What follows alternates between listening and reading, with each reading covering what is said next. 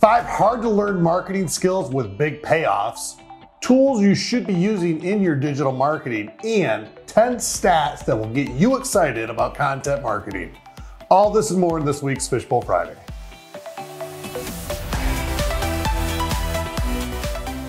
Welcome to Fishbowl Friday, where we've gathered the best marketing news from this week and compiled it down into this quick 5-minute bite-sized video just for you. To access the full version of each week's stories, go to fishbowlfriday.com, and while you're there, be sure to subscribe to receive our weekly marketing news straight to your inbox. Let's get to it. Our first story is 5 marketing skills that are hard to learn but will pay off forever. To truly set yourself apart, you need to be willing to go above and beyond. Doing the same thing as everyone else will yield the same results as everyone else. Marketing is no different. There's the low-hanging fruit that everyone picks, like having a decent website and running ads on Facebook.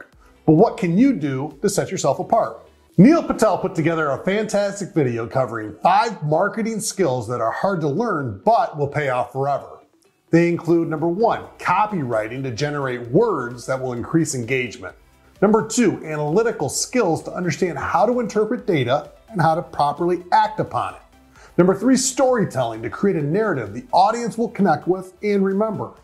4 is funnel management to upsell or downsell customers. And finally, 5, user experience by giving site visitors the information that they're looking for. Our take on this: yes, these 5 marketing skills will take a bit of time and effort to master, but ultimately will pay dividends. We suggest investing in learning one you're most comfortable with and seeking help with the others.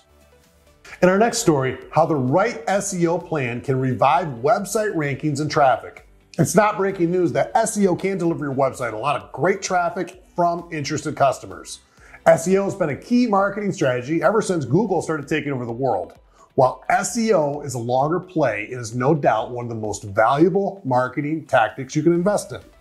Content Marketing Institute wants to put you on the right path with this quick hit list of 11 things you can do to improve your SEO.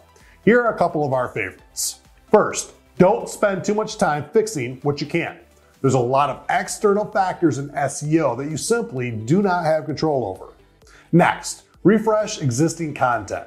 You do not always have to create new content. Look for articles or blogs that do well and see how you can polish it up and increase your search engine exposure. And finally, fix technical messes. Even nominal website updates have a big impact on SEO over time, if they're not done properly. A simple website audit on a periodic basis can ensure you're buttoned up. Our take on this: even though the constant algorithm updates from Google can make you pull out all of your hair, SEO is one of the best channels for getting in front of your target audience. Be sure to dive into this entire list and see what else you can do to increase your search engine exposure.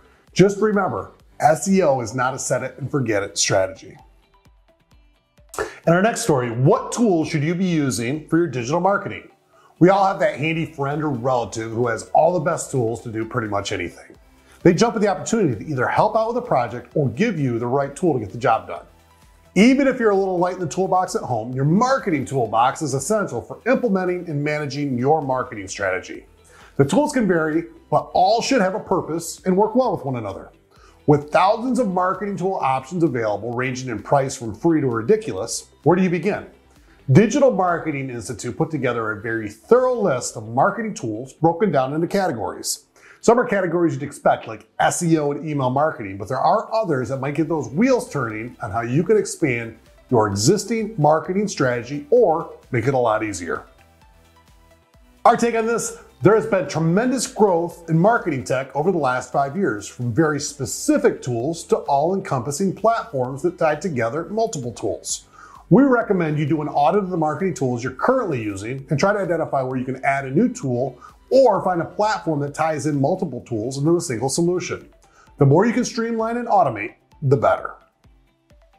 In our next story, 10 content marketing statistics every marketer should know in 2022.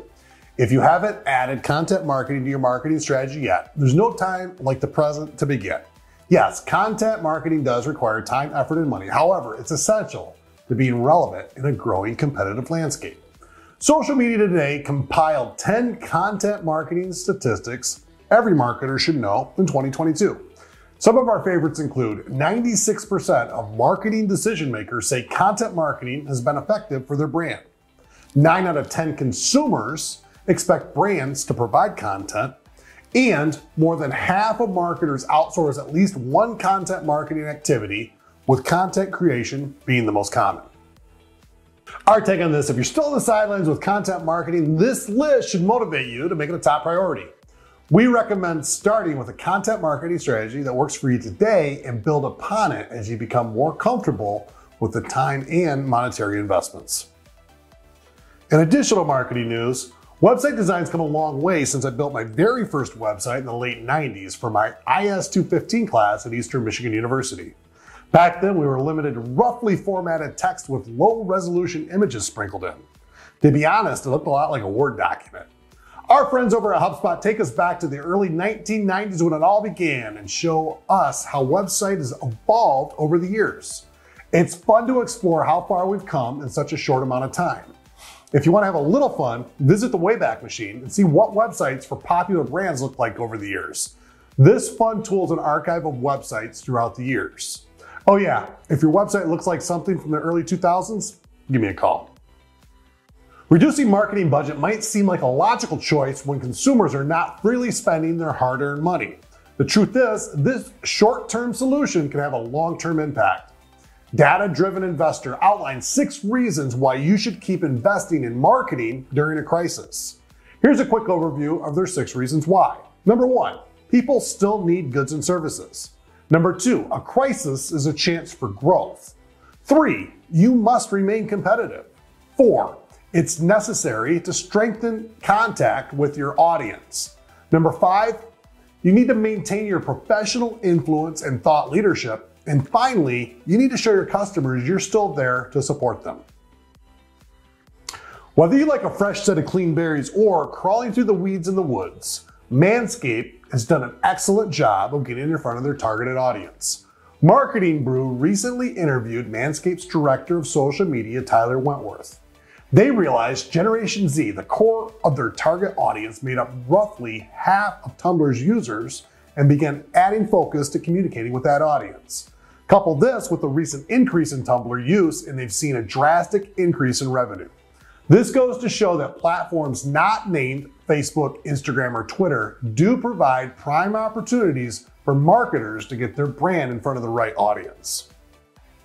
And finally, the Interactive Advertising Bureau, or IAB, reported podcast advertising revenue jumped 72% to $1.4 billion in 2021. They expect it to surpass $2 billion this year and exceed $4 billion by 2024. The growth is fueled by improvements in technology, allowing advertisers to position ads in front of targeted audiences a lot quicker and easier. Podcast advertising is not just for big brands. Look for niche podcasts with smaller audiences that align with your buyer personas. These shows can be a very affordable solution to add to your marketing mix. That's all the marketing news we have for you this week. Don't forget to subscribe to receive all this marketing goodness straight to your inbox and access the full version of these stories and more at fishbowlfriday.com.